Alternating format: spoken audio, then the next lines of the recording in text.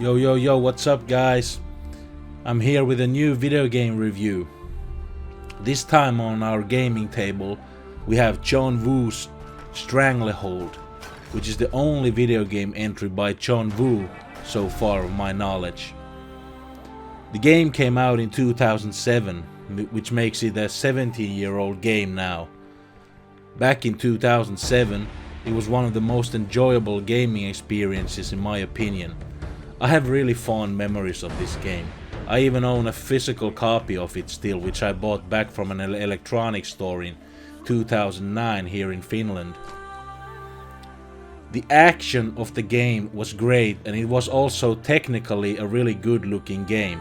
Sure, nowadays it's a bit outdated and we have better looking games like for example Max Payne 3, which is also a decade-year-old by now. But back then I was really impressed, for example, the game's destructive environments, how beautifully everything became destroyed. So let's jump into Stranglehold and see what it's all about. Stranglehold is basically a Max Payne like third-person shooter action game with slow-mo bullet time action. It has a pretty simple storyline. You play as the famous Tequila, who is serving under the Chinese police force, and your main goal is to find out who killed a fellow cop of yours, which later turns into Tequila having to find her kidnapped daughter Tico. The gameplay is right where this game shines. Like I said earlier, the game features slow-mo bullet time action. Many people have said that this game is a Max Payne ripoff.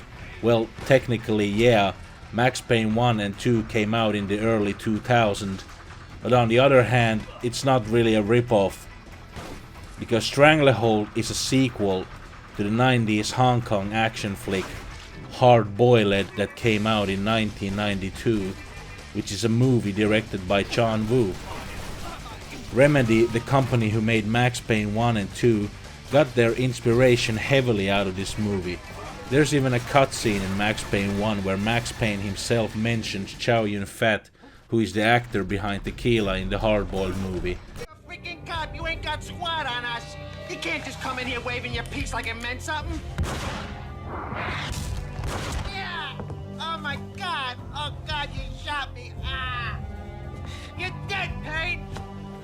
What the hell are you waiting for, you apes? Kill him. Kill him. With pleasure, boss. Got me bailed. I made like Chow Yun-fat. So basically, we can't talk about Stranglehold being a ripoff. It was John Woo who came up with the slow-mo action concept in the first place. Anyway, this game's gameplay is highly enjoyable, and I think it has a great replay value. Every time I play through it, it's like I'm directing my own movie every time. You can use all kinds of tricks in the game, like for example, slide on a cart while shooting, jump from walls, and interact with different objects, like walking on railings, shooting lampposts to make them fall on the enemies. There are many things that you can do for it not to be a generic boring shooter. The game has a very arcadish style. The main concept is simple, just shoot everyone and try to survive. A very nice game development idea was done to this game as well, which is that you don't have to reload your weapons at all. This is a nice concept because it allows the action to stay sharp and focused. The action doesn't slow down because of that at all. I personally think this was a great idea. I'm not saying that reloading is a bad thing, it was just this company's idea to do that. I, for example, enjoy the immense realism that Max Payne 3, for example, has, but personally I wouldn't compare this game to Max Payne games. I'd keep them both as a separate game. Stranglehold is just more over-the-top action, while as Max Payne games are more realistic. Tequila also has 4 different moves that you unlock throughout the game. The first one being health replenishing, second one precision aim, where the time stops and you get to aim for specific body parts in the enemies.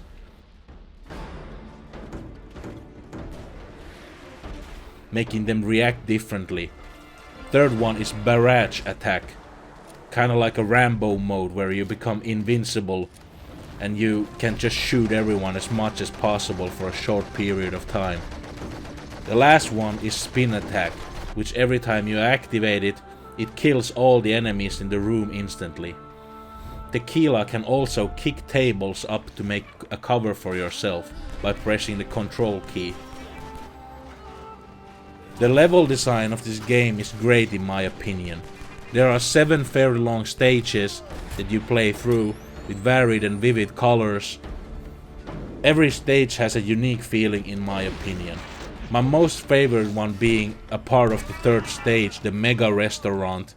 There's a really great part where you enter a room with band of musicians playing, where you have to protect the musicians and you have to manage to leave at least one musician alive. Normally the game has badass music playing on the background, but in this part you hear the musicians' band only. It's a fun and intense part. At the end of each stage you have boss battles. You know, classic good old boss battles who take insanely amount of hits before they die. They can seem a bit tedious and hard at times, but you know, basic boss battles back in the old days. Also, at the end of every stage you get this funny statistics window showing how much damage you did to the world. It has no meaning whatsoever, it's made just for fun for the game. The audio design of this game is fantastic, guns sound great. When the environment breaks apart you can hear all kinds of crackles and destructive sounds. Also, when you enter the bullet time mode you get these cool swift bullet sounds as they pass near you, kinda like from the Matrix movies, where Neo is dodging the bullets.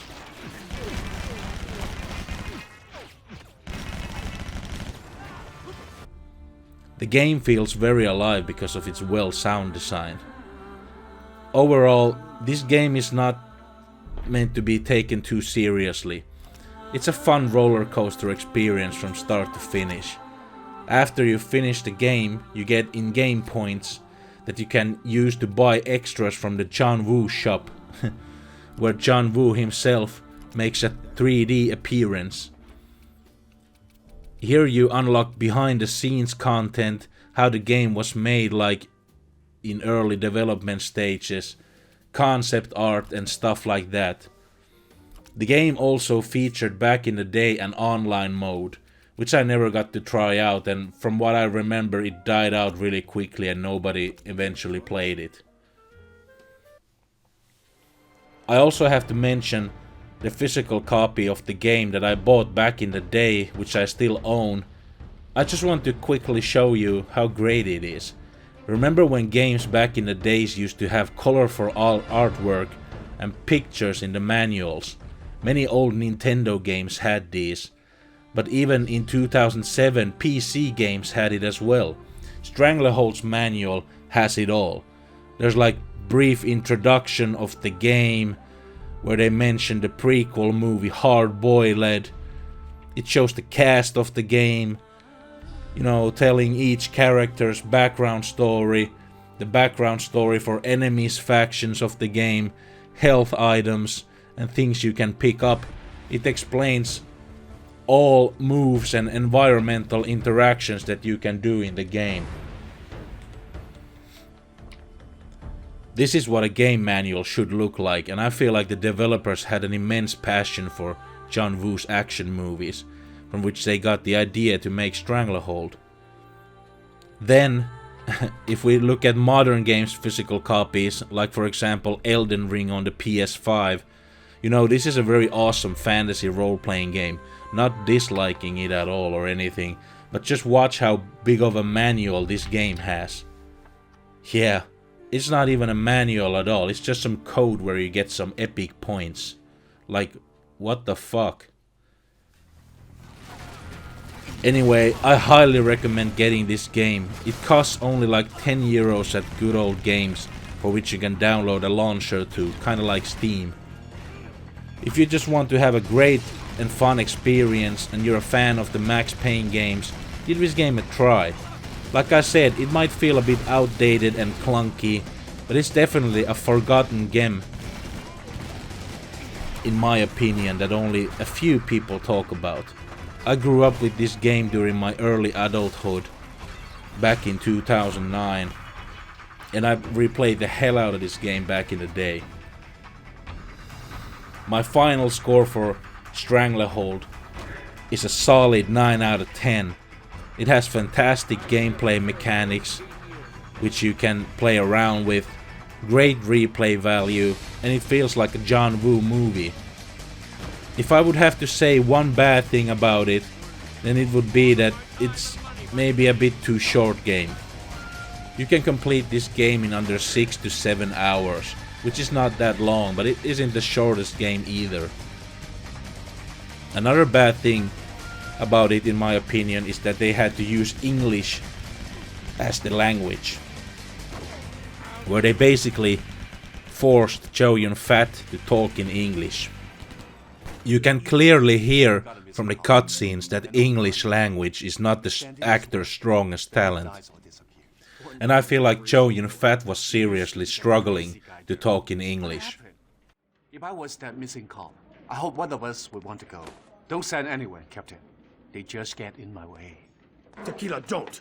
It's a setup. I hope so. I hate to think they were wasting our time. Tequila, get back here. They should have just kept the game 100% Chinese with like English subtitles. It's not all English, luckily. The enemies in the game talk in their native Chinese language. And also the Russians speak in Russian. Also, after you completed the game in the hard difficulty, which I did, you can try it again on the hardest difficulty, which you unlock after beating the game the first time, which is hard-boiled difficulty. In this difficulty, you basically take a lot of more damage. I recommend trying it out, because it makes for really intense shootout moments, where you really feel like 1 or 2 hits can lead to death. It requires really great reflexes and strategic thinking to pull this game off in the hard-boiled difficulty. We are now in 2024, and I think that John Woo should do a comeback to the video game industry. We have such great technology nowadays that I would love to see some kind of new video game about the John Woo's action universe, starring Chow Yun-fat, of course.